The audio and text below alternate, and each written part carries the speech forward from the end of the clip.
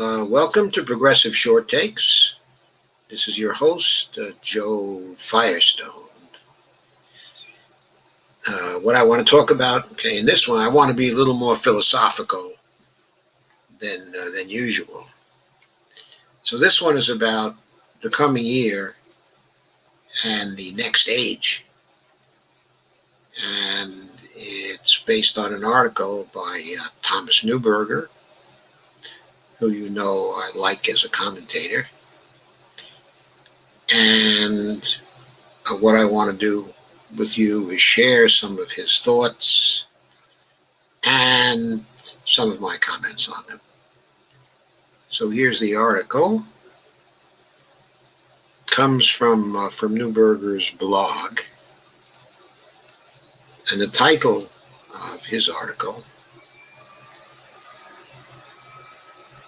is Thoughts on the Coming Year and the Next New Age. He wrote this on January 6th. And here's a painting, large wall panel illustration for the prehistoric Sussex display at New Haven Fort. And this is the Mesolithic hunter-gatherer community somewhere along the south coast of Sussex, circa 7,000 BC. People look busy and they look happy. And he says this is an updated version of an earlier published piece. And we'll go into it and look at and discuss his thoughts, because I think they're good ones. I often think about the difference between our life and hunter-gatherer tribes and life after humans settled in place to farm, herd flocks, and build more permanent dwellings. There were transitions, of course, between our evolutions, not clean jumps, gradual changes, not stepwise rises and falls. The Old Stone Age, a time of hunters and tribes, became the Middle Stone Age, or Mesolithic, a period of pre-agricultural, sedentary, settled down life, in many regions. This became by stages the New Stone Age, the Neolithic, marked by agriculture and husbandry, crops and herds, but notably not at first marked by the rule of kings, priests, and lords, not marked by the creation of haves and have-nots, the powerful few and the crawling dependent many, not marked by the use of slaves and human fodder to steal the fertile fields of neighboring towns, to build the pyramids, to fill the laps of luxury with the fruit of their work.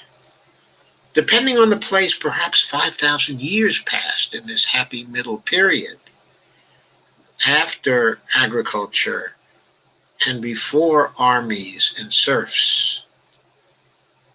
But soon enough, our world was fully transformed.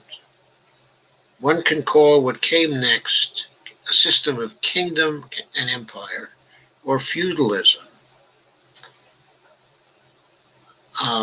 then mercantilism, capitalism, or communism, which in 20th century practice is actually state capitalism. But for most of humankind, the names make no difference at all.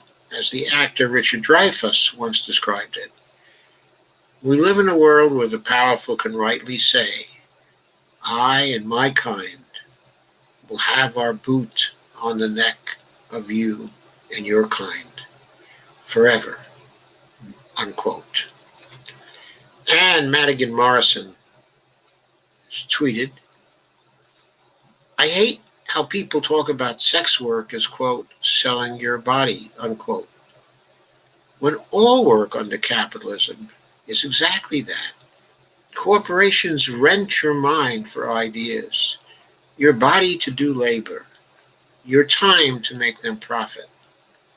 Under capitalism, You sell your body for the right to live. The innovation here is, quote, sell, unquote.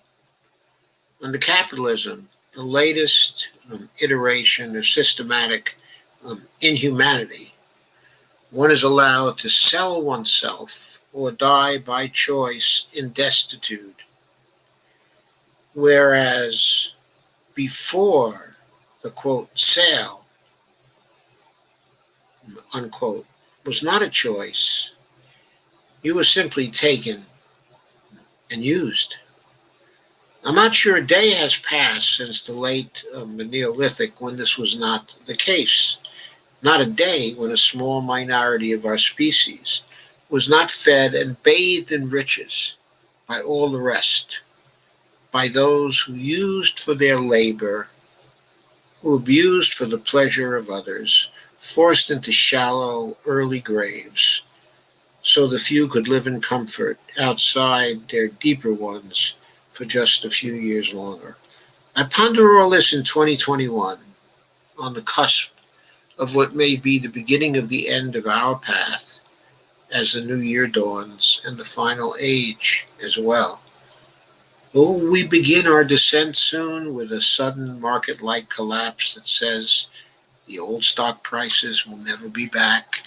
It tells us our old ways, our big screen life, our smartphone social connections are coming visibly to an end. He might have added there, our Zoom calls are coming visibly to an end. Will Florida, for example, caught in a massive hurricane, begin, as we watch, a return to worthlessness, if worth is counted in sellable real estate, after which um, um, after which the nation will wake with a shock, knowing the game of hiding behind bread, what little there is of it, and circuses, sponsors by Exxon, who wants you to know they love you, is suddenly truly over?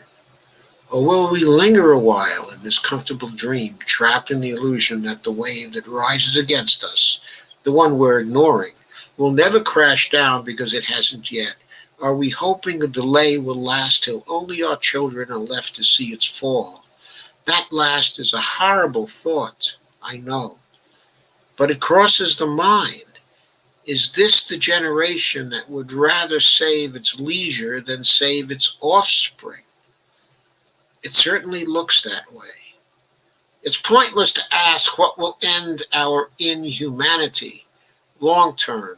Almost nothing will, save either a beneficent by mutation of genes that makes us suddenly bonobos in our kindness and removes the impulse to dominate and make war, or alternately, a forced return to tribes of 50 or so, hunters again, who care for each other, feed and heal each other, tribes that lack kings and armies because they're simply too small to support them.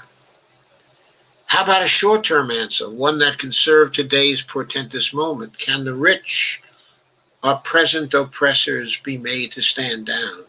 Will the Kochs develop a conscience and then apply it?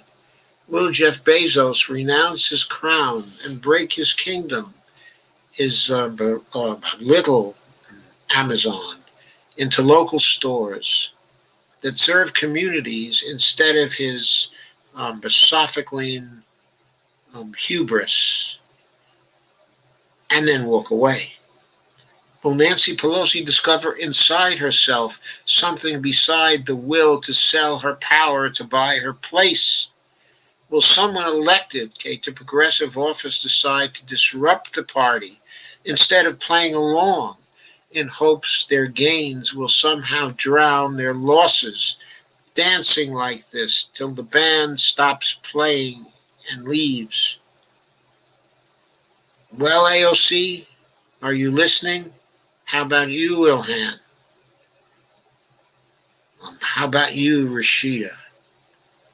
How about that girl who had to be dragged out of meetings? It's been 10,000 years, give or take, since agriculture handed us the ability to form large groups, gave us the surplus to feed hundreds, then thousands, then tens and hundreds of thousands in nations and states. Connected today to the largest group of all, we stand at the edge of the greatest challenge of all. Will we free ourselves at last from the masters of these groups, or submit in a final act of lemming slavery to those who own us, those who would rather die on the mound of their great wealth than live in quiet comfort like the classes they despise? Will we march over the cliff for them, knowing they'll quickly follow, or wake to the danger they will not let us face and break ourselves away? Whatever happens next, whether good or ill, it needs to happen soon or not at all. Even a short delay may be much too long.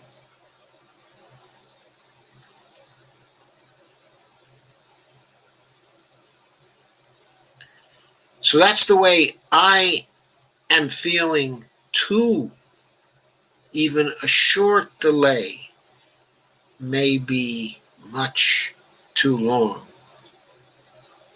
We are on the cusp of existence, folks, on the edge of chaos with respect to life. Will we be able to maintain ourselves at the edge of chaos and widen the range that protects us from chaos on one side and utter and complete frozenness on the other? Can we meet the climate emergency challenge? Can we keep the earth as a habitat that we can continue to live in? I don't know at this point. I cannot say at this point. What I can say is that if we do not break the oligarchy that is unwilling to meet the challenges that we face, that if we do not get back the adaptiveness we must have to continue to survive, then we, and perhaps much of the life on Earth, will disappear with us, and there will be no place else to go. Because right now, this is our habitat. This is our only world. And we must keep it for ourselves, our children, our grandchildren, and for the rest of the life on Earth that we are jeopardizing through the path we have chosen. So that's it for Progressive Short Takes tonight. I should be doing a few more this week, but this should certainly get you started. Have a very nice evening for the rest of the evening and a very nice day tomorrow. I may see you with some short takes tomorrow. If not, I'll certainly see you with an in-depth show on Tuesday. Thanks again for coming.